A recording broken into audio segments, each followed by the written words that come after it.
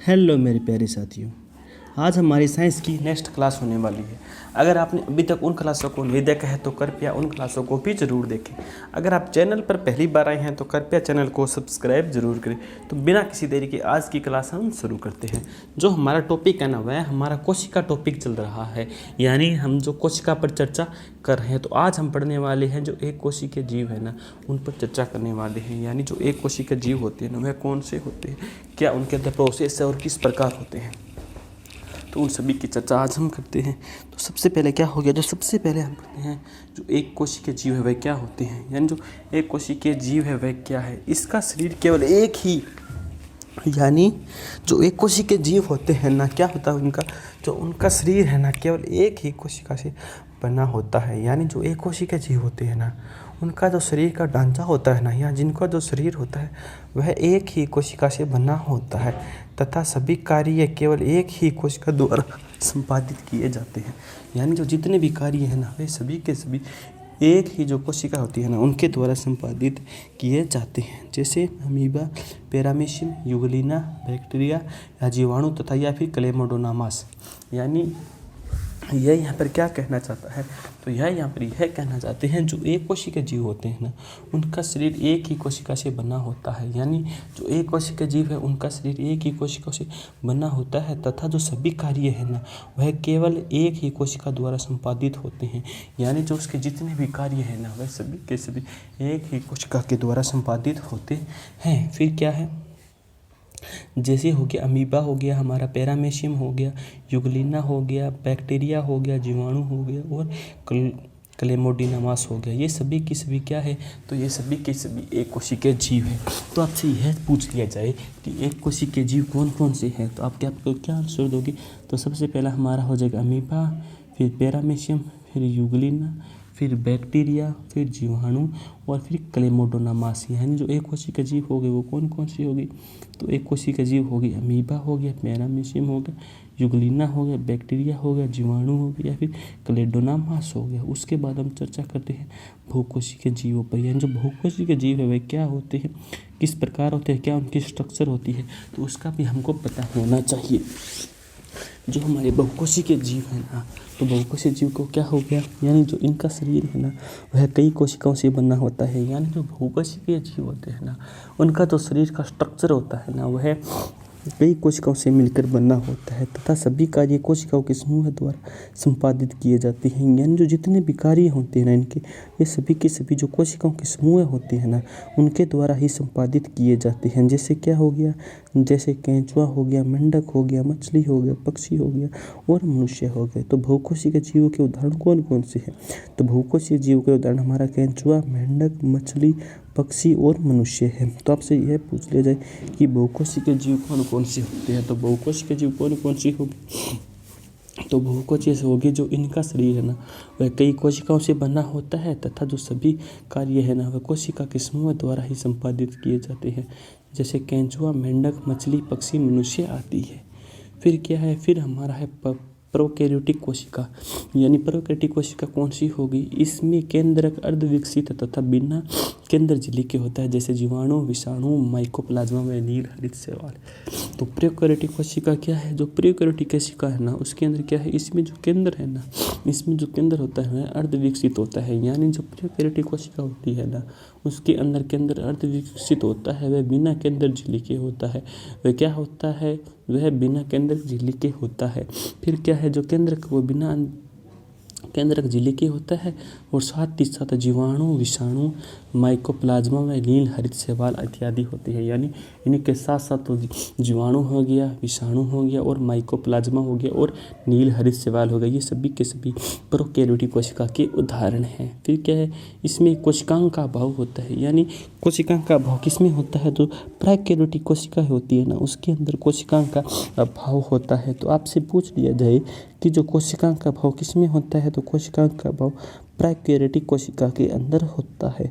उसके बाद हम नेक्स्ट आगे चलते हैं। आगे हमारा क्या है, आगे हमारा है यूकैरियोटिक कोशिका। आगे हमारा कौन सा हो गया, आगे हमारा है यूकैरियोटिक कोशिका। यानी जो यूकैरियोटिक कोशिका होती है वह क्या होती है, किस प्रकार इसका स्ट्रक्चर होता है, तो इसका भी हमें पता होना चाहिए। जो हमारी यूकैरियोटिक कोशिका है, इसमें क्या है, इसमें केंद्र के चारों ओर पूर्ण विकसित केंद्र झिल्ली पाई जाती है। यानी जो यूकेरियोटिक कोशिका होती है ना, तो उसके जो केंद्र के चारों ओर है ना पूर्ण विकसित केंद्र झिल्ली पाई जाती है, जो सभी पौधों व जंतुओं पर उपस्थित होती है। जो किस पर उपस्थित होती है, जो सभी पौधों और एवं जंतुओं में उपस्थित होती है। तो यूकेरियोटिक कोशिका क्या हो गया, तो यूकेरियोटिक कोशिका क्या हो गया, यूकेरियोटिक हो गया कि जो इसके अंदर है ना, इसमें केंद्र के चारों ओर पूर्ण विकसित केंद्र झिल्ली पाई जाती है। यानी इसके अंदर क्या पाई जाती है, यानी इसके केंद्र के चारों ओर पूर्ण विकसित केंद्र झिल्ली पाई जाती है, जो सभी पौधों व जंतुओं में उपस्थित होती है। जो यूकेरियोटिक कोशिका होती है तो उसके अंदर क्या पाया जाता है, तो यूकेरियोटिक कोशिका क्या हो जाएगा, इसके केंद्र के चारों ओर पूर्ण विकसित केंद्रक झिल्ली पाई जाती है, जो सभी पौधे व जंतुओं में उपस्थित होती है। तो यह आपको पता होना चाहिए। उसके बाद हम आगे चलते हैं। आगे हमारा क्या है, आगे हमारा है कि जो इसमें जो पूर्ण विकसित है, उसके अंदर जो पूर्ण विकसित कोशिका भित्ति पाई जाती है, जो पादपों में सेल्यूलेज की वह और जो जंतुओं में होती है वह लाइपेज प्रोटीन की होती है। यानी जो यूकेरियोटिक कोशिका है उसका क्या प्रोसेस है, यानी जो यूकेरियोटिक कोशिका है ना, इसमें पूर्ण विकसित कोशिका भित्ति पाई जाती है। तो यूकेरियोटिक कोशिका के अंदर क्या पाई जाती है, तो यूकेरियोटिक कोशिका के अंदर पूर्ण विकसित एक कोशिका भित्ति पाई जाती है, जो पादपों में सेल्यूलोज की वह जंतुओं में लाइपोप्रोटीन की होती है, लाइपोन प्रोटीन की होती है। यहाँ पर ले न है। फिर अब आगे चलती है हमारे नेक्स्ट टॉपिक पर। आगे हमारा क्या है, जो आगे हमारा क्या है, आगे हमारा है कि जो इसके अंदर गुणसूत्रों की संख्या है ना, वह एक से अधिक होती है। यानी जो हमारा यूकेरियोटिक कोशिका है ना, जो हमारी यूकेरियोटिक कोशिका है ना, तो यूकेरियोटिक कोशिका के अंदर क्या है, जो यूकेरियोटिक कोशिका होती है ना, उसके अंदर क्या हो गया, तो जो यूकेरियोटिक कोशिका होती है ना, इसके गुणसूत्रों की संख्या एक से अधिक होती है। यानी जो यूकेरियोटिक कोशिका होती है, तो आपको पूछ लिया जाए कि जो यूकेरियोटिक कोशिका होती है उसमें गुणसूत्रों की संख्या कितनी पाई जाती है, तो आपको अच्छी तरह से पता होना चाहिए कि जो यूकेरियोटिक कोशिका होती है ना, उसके गुणसूत्रों की संख्या एक से अधिक होती है। यानी इसके अंदर गुणसूत्रों की संख्या एक से अधिक होती है। फिर क्या है, कोशिका भित्ति सेल्यूलोज की बनी कोशिका झिल्ली के चारों ओर कठोर आवरण बनाती है। यानी जो कोशिका भित्ति है ना, या फिर सेल वेल, सेल किसे कहते हैं, सेल कोशिका को कहते हैं, वेल किसको कहते हैं, वैसे तो दीवार को कहते हैं, और यहाँ पर हो जाएगा भित्ति को कहते हैं। यानी कोशिका की दीवार जो किसकी बनी होती है, जो कि सेल्यूलोज की बनी होती है। कोशिका झिल्ली के चारों ओर क्या पाया जाता है, तो कोशिका झिल्ली के चारों ओर एक कठोर आवरण पाया जाता है। यह केवल पादप कोशिका में पाई जाती है। यानी यह है ना, जो यूकेरियोटिक कोशिका है ना, यह कोशिका केवल पादप कोशिका में पाई जाती है। यह जो कोशिका भित्ति है ना, जो सेल्यूलोज की होती है ना, तो सेल्यूलोज की जो कोशिका भित्ति है ना, वह केवल और केवल पादप में पाई जाती है, जबकि जंतुओं के अंदर यह लाइपोप्रोटीन के नाम से पाई जाती है। फिर क्या है, फिर कोशिका झिल्ली या प्लाज्मा झिल्ली जंतु तथा पादप दोनों में पाई जाती है। यानी जो कोशिका झिल्ली है ना, या जो प्लाज्मा झिल्ली है, वह जंतु तथा पादप दोनों में पाई जाती है, तथा यह प्रोटीन व लिपिड की बनी होती है। यह किसकी बनी होती है, ये प्रोटीन व लिपिड की बनी होती है। यानी क्या हो गया, जो हमारी कोशिका झिल्ली या फिर जो प्लाज्मा झिल्ली है ना, वह जंतु तथा पादप दोनों में पाई जाती है, तथा यह प्रोटीन व लिपिड की बनी होती है। तो यह किसकी बनी होती है, यह प्रोटीन व लिपिड की बनी होती है। फिर क्या होगा, यह अर्धपारगम्य होती है। यानी जो यह है ना, यह अर्धपारगम्य होती है, ये कुछ पदार्थों को गमन करने देती है, इसलिए इसे चयनात्मक पारगम्य झिल्ली भी कहते हैं। यानी जो क्या है, यह अर्धपारगम्य झिल्ली होती है। यानी यह अर्धपारगम्य होती है तथा यह कुछ पदार्थों को गमन करने देती है, इसलिए इसे चयनात्मक पारगम्य झिल्ली भी कहते हैं। फिर क्या है, फिर है हमारा जो कोशिका के अंदर संपूर्ण जीवित पदार्थ को जीवद्रव्य कहते हैं। यानी जो कोशिका है, तो कोशिका के अंदर जो संपूर्ण जो जीवित पदार्थ है उसको क्या कहते हैं, उसको जीवद्रव्य कहते हैं। यानी क्या हो गया, कोशिका के अंदर जो संपूर्ण जीवित पदार्थ है ना, उसको जीवद्रव्य कहते हैं। फिर क्या है, वैज्ञानिक हेलेक्स ने बताया कि जीवद्रव्य जीवन का भौतिक आधार होता है। जो वैज्ञानिक हेलेक्स है ना, उन्होंने बताया कि जो जीवद्रव्य है ना, वह जीवन का भौतिक आधार होता है। तो वैज्ञानिक ने क्या बताया था, तो वैज्ञानिक हेलेक्स ने बताया था कि जो जीवद्रव्य है ना, वह जीवन का भौतिक आधार होता है। फिर आगे क्या है, आगे है जोनेक्स पुरकिंस ने 1840 ईस्वी के अंदर इस जीवित पदार्थों को प्रोटोप्लाज्मा या जीव द्रव्य नाम दिया। जो क्या है, होनेक्स पुरकिंस थे ना, उन्होंने 1840 के अंदर जीवित पदार्थों को प्रोटोप्लाज्मा या जीव द्रव्य का नाम दिया था। उसके बाद हम आगे चलते हैं। आगे हमारा क्या है, आगे हमारा आ गया तारकाई। तारकाई क्या है, यह जो तारकाई है ना, इसकी खोज किसने की थी, तो तारकाई की खोज। फिर हम चर्चा करते हैं जो हमारा तारकाई है ना, उस पर चर्चा करते हैं। तो तारकाई की खोज किसने की थी, तो तारकाई की खोज क्या हुई, तो तारकाई की खोज होगी बेंडेन वैन। इसका जो नामकरण है ना, वो डी बोबरी ने किया था। यहाँ जो तारकाई की खोज किसने की थी, तारकाई की खोज तो की थी बेंडेन ने, और उसका नामकरण किया था टी बोबरी ने। फिर क्या है, फिर क्या, तारकाई केवल जंतु कोशिका में पाया जाता है। यह तारकाई होता है ना, वह केवल और केवल जंतु कोशिका में पाया जाता है, पादप कोशिका में नहीं। केवल शैवाल व कवों को छोड़कर पाया जाता है। यानी जो तारकाई होता है ना, तो तारकाई किस में पाया जाता है, तो तारकाई होता है, तारकाई सजीव के अंदर पाया जाता है। यानी जो सजीव कोशिका होती है ना, यानी जो सजीव व जंतु होता है उनके अंदर तारकाई पाया जाता है। लेकिन पादप कोशिका के अंदर तारकाई नहीं पाया जाता है। तो तारकाई पादप कोशिका में केवल और केवल एक तो हो जाता है शैवाल होता है, और एक होता है कवक, उसके अंदर उसको छोड़कर पाया जाता है। यानी पादप कोशिका में नहीं पाया जाता है, इन दोनों के अंदर पाया जाता है। उसके बाद हम आगे चलते हैं। आगे हमारा क्या है, आगे हमारा है जो तारकाई कोशिका विभाजन में सहायक कोशिका विभाजन के समय तरकु तंतु का निर्माण करती है। यहाँ जो तारकाई है ना, तारकाई कोशिका विभाजन में सहायक या फिर जो कोशिका विभाजन के समय तरकु तंतु का निर्माण करते हैं। यानी जो तारकाई कोशिकाएं होती है ना, तो तारकाई कोशिका विभाजन में सहायक या फिर कोशिका विभाजन के समय तरकु तंतु का निर्माण करती है। उसके बाद है अंतर्रुद्री जालिका। तो अंतर्रुद्री जालिका क्या होती है, तो इसके बारे में भी हमें अच्छी तरह से पता होना चाहिए। तो अब हम उसकी ओर देख लेते हैं, अंतर्रुद्री जालिका क्या होती है। तो अंतर्रुद्री जालिका क्या हो गई, यानी इसकी खोज पोर्टर ने की थी। यानी जो अंतर्उदरवी जालिका है, इसकी खोज किसने की थी, तो इसकी खोज की थी पोर्टर ने की थी। फिर क्या है, इससे कोशिका का कंकाल तंत्र भी कहा जाता है। तो इसे क्या कहा जाता है, इसे कोशिका का कंकाल तंत्र भी कहा जाता है। तो आपसे यह पूछ लिया जाए कि कोशिका का कंकाल तंत्र किसे कहा जाता है, तो अंतर्उदरवी जो जालिका होती है ना, उसी ही कोशिका का कंकाल तंत्र कहा जाता है। यह केवल यूकेरियोटिक कोशिका के अंदर पाई जाती है। यानी जो अंतर्उदरवी कोशिका है, तो वह किसके अंदर पाई जाती है, तो जो यह केवल और केवल जो यूकेरियोटिक कोशिकाएं होती है ना, उसी के अंदर पाई जाती है। फिर क्या है, जिन अंतर्उदरवी जालिका का बाहरी सतह पर राइबोसोम पाए जाते हैं, उन्हें खुरदरी या फिर रुक्ष अंतःद्रव्य जालिका यानी RER कहते हैं। यानी यहाँ पर क्या कहा गया है, यानी यहाँ पर क्या है कि जो यहाँ पर है कि जो क्या है, यहाँ पर केवल यूकेरियोटिक कोशिका ही पाई जाती है, और साथ ही साथ जिन अंतर्ध्रुवीय जालिका यानी जो अंतर्ध्रुवीय जालिका है ना, जो बाहरी सतह पर राइबोसोम पाते हैं, उन्हें खुरदरी या फिर रुक्ष अंतर्ध्रुवीय जालिका यानी RER कहते हैं।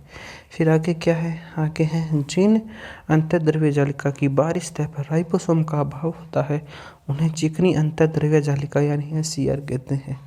यानी क्या है, यानी जिन अंतर्द्रव्य जालिका की बाहरी सतह पर राइबोसोम का अभाव होता है ना, उन्हें चिकनी अंतर्द्रव्य जालिका या फिर SCR कहते हैं। उसके बाद हम आगे चलते हैं। आगे हमारा क्या है, आगे हमारा है अंतर्रुद्रीय जालिका। यानी जो हमारी अंतर्रुद्रीय जालिका है वह क्या होगी, अंतर्रुद्रीय जालिका की खोज किसने की थी, तो इसकी खोज पोर्टर ने की थी। या तो आपसे यह पूछ लिया जाए कि जो अंतर्रुद्रीय जालिका है, तो उसकी खोज किसने की थी, तो आपको पता होना चाहिए जो अंतर्रुद्रीय जालिका है ना, इसकी खोज पोर्टर ने की थी। इसे कोशिका का कंकाल तंत्र भी कहते हैं। तो कोशिका का कंकाल तंत्र किसे कहते हैं, तो कोशिका का कंकाल तंत्र अंतर्रुद्रीय जालिका को कोशिका का कंकाल तंत्र भी कहते हैं। फिर क्या है, यह केवल यूकेरियोटिक कोशिका में पाई जाती है। यानी जो अंतर्रुद्रीय जालिका है ना, यह केवल और केवल यूकेरियोटिक कोशिका होती है ना, उन्हीं के अंदर पाई जाती है। फिर क्या हो गया, जिन अंतर्रुद्रीय जालिका की बाहरी सतह पर राइबोसोम पाए जाते हैं। यानी जो जिन अंतर्रुद्रीय जो जालिका होती है ना, जो इनकी बाहरी सतह पर क्या पाए जाते हैं, तो इनकी बाहरी सतह पर राइबोसोम पाए जाते हैं। फिर क्या हो जाएगा, उन्हें खुरदरी या रुक्ष अंतर्द्रव्य जालिका कहते हैं। उसे क्या कहते हैं, उन्हें खुरदरी या फिर रुक्ष अंतर्द्रव्य जालिका या फिर RER कहते हैं। उसके बाद क्या है, जिन अंतर्द्रव्य जालिका का भारी सतह पर राइबोसोम का अभाव होता है, यानी जिन अंतर्द्रव्य जालिका का भारी सतह पर राइबोसोम का अभाव होता है उन्हें चिकनी अंतर्द्रव्य जालिका या फिर SER कहते हैं। यानी जिन अंतर्द्रव्य जालिका की भारी सतह पर राइबोसोम का अभाव होता है ना, उन्हें चिकनी अंतर्द्रव्य जालिका कहते हैं। उसके बाद है गोल्जी इकाई। तो गोल्जी इकाई क्या हो गया, उसका भी हमें अच्छी तरह से पता होना चाहिए। तो गोल्जी इकाई क्या हो गया, इसमें कोशिका का यातायात प्रबंधन भी कहा जाता है। तो जो गोल्जी इकाई है, गोल्जी इकाई को किस नाम से जाना जाता है, तो गोल्जी इकाई को कोशिका का यातायात प्रबंधन भी कहा जाता है। जो फिर क्या है, जो इसका मुख्य कार्य है, यानी जो गोल्जी इकाई है इसका प्रमुख कार्य क्या है, तो हम जब हम गोल्जी इकाई पर चर्चा करें, यानी कोशिका का इसको क्या कहा जाता है, तो इसको कोशिका का यातायात प्रबंधक भी कहा जाता है। तो आपसे पूछ लिया जाए कि कोशिका का यातायात प्रबंधन किसे कहा जाता है, तो इसका क्या आंसर हो जाएगा, इसका आंसर हो जाएगा गोल्जी इकाई। तो गोल्जी इकाई को कोशिका का यातायात प्रबंधन भी कहा जाता है। फिर क्या है, जो इसका मुख्य कार्य क्या है, गोल्जी इकाई का जो मुख्य कार्य क्या है, तो इसका मुख्य कार्य हो जाता है लाइसोसोम का निर्माण करना। तो आपसे यह पूछ लिया जाए कि जो गोल्जी इकाई है ना, तो गोल्जी इकाई का मुख्य कार्य क्या है, तो गोल्जी इकाई का तो मुख्य जो मेन कार्य है ना, वह कार्य है लाइसोसोम का निर्माण करना और लिपिड का निर्माण करना और वसा व लिपिड का संचय करना और कोशिकीय पदार्थों का स्त्रावण व शुक्राणुओं में एक्रोसोम का निर्माण करना। तो गोल्जी इकाई क्या हो गया, तो गोल्जी इकाई का मुख्य कार्य क्या हो गया, लाइसोसोम का निर्माण करना, लिपिड का निर्माण करना, वसा व लिपिड का संचय करना, कोशिकीय द्रव्य व स्त्रावण व शुक्राणुओं में एक्रोसोम का निर्माण करना। उसके बाद क्या है, इसकी खोज किसने की थी, तो जो गोल्जी इकाई है इसकी खोज किसने की थी, तो गोल्जी इकाई की खोज कैमिलो गोल्जी ने की थी। तो आपसे पूछ लीजिए कि गोल्जी इकाई की खोज किसने की थी, तो गोल्जी इकाई की खोज कैमिलो गोल्जी ने की थी तथा इसे सभी कोशिकाओं की माँ कहा जाता है। यानी जो गोल्जी इकाई इसे क्या कहा जाता है, तो इसे सभी कोशिकाओं की माँ भी कहा जाता है। तो गोल्जी इकाई को क्या कहा जाता है, तो गोल्जी इकाई को सभी कोशिकाओं की माँ भी कहा जाता है। फिर क्या है, यह RBC जीवाणु नील हरित शैवाल व माइकोप्लाज्मा में नहीं पाया जाता है। यानी यह RBC जीवाणु है ना, वह नील हरित शैवाल व माइकोप्लाज्मा में नहीं पाया जाता है। फिर क्या है, फिर है पादप कोशिका में गोल्जी इकाई का डिक्टोसिस भी कहा जाता है। यहाँ जो पादप कोशिकाएं हैं ना, तो पादप कोशिकाओं में क्या है, गोल्जी इकाई को डिक्टोसिस भी कहा जाता है। फिर क्या है, यह लाइसोसोम व परोक्सीमोन्स के निर्माण में सहायक होता है। यानी यह लाइसोसोम या परासोक्सिसोम के निर्माण में भी सहायक होता है। फिर क्या है, गोल्जी इकाई और ग्लाइकोलिपिड व ग्लाइकोप्रोटीन निर्माण का प्रमुख स्थल होता है। यानी क्या हो गया, जो गोल्जी इकाई है ना, वह ग्लाइकोलिपिड व ग्लाइकोप्रोटीन निर्माण का प्रमुख स्थल होता है। फिर क्या है, अगला है हमारा लाइसोसोम। तो लाइसोसोम क्या है, इसका भी हमें पता होना चाहिए। तो लाइसोसोम की खोज किसने की थी, तो लाइसोसोम की खोज की थी डी डवे ने की थी। इसका मुख्य कार्य क्या है, इसका मुख्य कार्य है बाह्य कोशिका पदार्थों का पाचन, अंतर कोशिका का पाचन व स्वनिष्टीकरण व कोशिका विभाजन है। फिर आगे क्या हो गया, आगे है इसे कोशिका की आत्मघाती थैली व कोशिका के पाचन के अंदर भी कहा जाता है। यानी जो लाइसोसोम है ना, इसको किस नाम से जाना जाता है, यानी जो लाइसोसोम है ना, इसे कोशिका की आत्मघाती थैली व कोशिका के पाचन केंद्र के भी नाम से जाना जाता है। उसके बाद हम चर्चा करते हैं माइटोकॉन्ड्रिया पर। तो माइटोकॉन्ड्रिया क्या है, माइटोकॉन्ड्रिया की खोज किसने की थी, तो माइटोकॉन्ड्रिया की खोज अल्टम ने की थी व नामकरण सी बेंडा ने किया था। तो माइटोकॉन्ड्रिया की खोज किसने की, तो माइटोकॉन्ड्रिया की खोज तो अल्टम ने की थी, उसका नामकरण सी बेंडा ने किया था। तो एक बार पुनः हमने जो आज पढ़ा है उस पर थोड़ी सी हम चर्चा कर लेते हैं। तो जो एक कोशिका जीव होते हैं वह कौन कौन से होती है, उसे किस प्रकार उनका स्ट्रक्चर होता है। तो एक कोशिका जो जीव होते हैं ना, इसका शरीर केवल एक ही कोशिकाओं का बना होता है। यानी जो एक कोशिका जीव होगी उनका शरीर केवल एक ही कोशिकाओं का बना होता है तथा सभी कार्य केवल एक ही कोशिकाओं द्वारा संपादित किए जाते हैं। यानी जो जितने कार्य है ना, वह केवल और केवल एक ही कोशिका द्वारा संपादित किए जाते हैं। जैसे क्या हो गया, जैसे हमारा अमीबा हो गया, पैरामीशियम हो गया, यूग्लिना हो गया, बैक्टीरिया जीवाणु हो गया, फिर क्लेमोडोनस हो गया। फिर उसके बाद है बहुकोशिकीय जीव। तो बहुकोशिकीय जीव कौन सी हो गई, जिनका शरीर कई कोशिकाओं से बना होता है, जैसे तथा सभी कार्य कोशिकाओं के समूह द्वारा संपादित किए जाते हैं। जैसे कि केंचुआ हो गया, मेंढक हो गया, मछली हो गया, पक्षी हो गया और मनुष्य हो गया। फिर है प्रोकैरियोटिक कोशिका। तो प्रोकैरियोटिक कोशिका कौन सी होगी, इसमें केंद्र अर्धविकसित व बिना केंद्रक झिल्ली के होता है, जैसे जीवाणु, विषाणु, माइकोप्लाज्मा व नील हरित शैवाल हो गया। फिर है इसमें कोशिकाओं का अभाव पाया जाता है। फिर आगे क्या है, आगे है यूकेरियोटिक कोशिका। तो यूकेरियोटिक कोशिका क्या है, इसमें केंद्र के चारों ओर पूर्ण विकसित केंद्रक झिल्ली पाई जाती है। यानी जो यूकेरियोटिक कोशिका है ना, इसके केंद्र के चारों ओर पूर्ण विकसित केंद्रक झिल्ली पाई जाती है, जो सभी पौधे व जंतुओं में उपस्थित होती हैं। जो कि सभी जो पौधे हैं वह जंतु उनके अंदर उपस्थित होती है। इसमें पूर्ण विकसित कोशिका भित्ति पाई जाती है। यानी जो यूकेरियोटिक कोशिका है ना, इसके अंदर पूर्ण विकसित कोशिका भित्ति पाई जाती है, जो पादपों में सेल्यूलोज व जंतु लाइपोप्रोटीन की बनी होती है। जो कि पादप होती है ना, पादपों के अंदर तो सेल्यूलोज और जबकि जंतु होते हैं ना, उसमें लाइपोप्रोटीन की बनी होती है। उसके बाद क्या है, इसमें गुणसूत्रों की संख्या 1 से अधिक होती है। यानी यूकेरियोटिक कोशिका है ना, जैसे यूकेरियोटिक कोशिका है ना, इसके अंदर गुणसूत्रों की संख्या 1 से अधिक होती है तथा कोशिका भित्ति है ना, वह सेल्यूलोज की बनी होती है और कोशिका झिल्ली के चारों ओर कठोर आवरण होता है। यानी जो इसकी कोशिका भित्ति है ना, वह तो सेल्यूलोज की बनी होती है और जो कोशिका झिल्ली के चारों ओर जो आवरण होता है ना, वह झिल्ली का चारों ओर कठोर आवरण होता है। फिर क्या है, यह केवल पादप कोशिका में पाई जाती है। यानी किसमें पाई जाती है, यह केवल और केवल पादप कोशिका में पाई जाती है। फिर क्या है, कोशिका झिल्ली या प्लाज्मा झिल्ली जंतु तथा पादप दोनों में पाई जाती है तथा ये प्रोटीन व लिपिड की बनी होती है। यानी जो कोशिका झिल्ली या फिर जो प्लाज्मा झिल्ली है ना, वह जंतु तथा पादप दोनों में पाई जाती है तथा यह प्रोटीन व लिपिड की बनी होती है। उसके बाद हम आगे चलते हैं। आगे हमारा क्या है, आगे हमारा यह अर्धपारगम्य होती है। यानी जो झिल्लियाँ होती है ना, जो कैसी उपरा होती है, यह अर्धपारगम्य होती है। फिर क्या है, तथा ये कुछ पदार्थों को गमन करने देती है, इसीलिए इसे चयनात्मक पारगम्य झिल्ली भी कहते हैं। फिर क्या है, कोशिका के अंदर संपूर्ण जीवित पदार्थों को जीवधर्य कहते हैं। और क्या है, जो वैज्ञानिक हेक्सले थे ना, उन्होंने बताया कि जो जीवधर्य जीवन का भौतिक आधार होता है। जोहानिस पुर्लिके ने 1840 में इस जीवित पदार्थों को प्रोटोप्लाज्मा या फिर जीव द्रव्य का नाम दिया था। फिर क्या है, कोशिका द्रव्य तथा केंद्रक दोनों मिलकर जीव द्रव्य का निर्माण करते हैं। आगे हमारा है तारकाय। तो तारकाय पर अब हम चर्चा कर लेते हैं कि तारकाय क्या है। तो तारकाय क्या होगा, इसकी खोज बेंडे व नामकरण टी बोबरी ने किया था। तारकाय की खोज बेंडे ने की थी और नाम इसका टी बोबरी ने किया था। फिर क्या है, तारकाय केवल जंतु कोशिका में पाया जाता है, पादप कोशिका में नहीं। तो इसका अपवाद है, केवल शैवाल और कवक के अंदर तारकाय पाया जाता है। फिर क्या है, तारकाय कोशिका विभाजन में सहायक या फिर कोशिका विभाजन के समय तंतु के जो होता है। फिर तारकाय कोशिका विभाजन तंतु का निर्माण करता है। फिर क्या है, अंतर्रोधीय जालिका। अंतर्रोधीय जालिका क्या है, इसकी खोज पोर्टर ने की थी। इसे कोशिका का कंकाल तंत्र भी कहते हैं। फिर क्या है, यह केवल यूकेरियोटिक कोशिका के अंदर ही पाई जाती है। जिन अंतर्वृत्तीय द्रव्य जालिकाओं की बाहरी तरह राइबोसोम होते हैं, उन्हें खुरदरी या फिर रुक्ष अंतर्द्रव्य जालिका भी कहते हैं। फिर क्या हो गया, जिन अंतर्द्रव्य जालिका की बाहरी सतह पर राइबोसोम का अभाव होता है, उन्हें चिकनी अंतर्द्रव्य जालिका SER कहते हैं। उसके बाद हम नेक्स्ट आगे चलते हैं। आगे हमारा क्या है, आगे हमारा अंतर्द्रव्य जालिका है।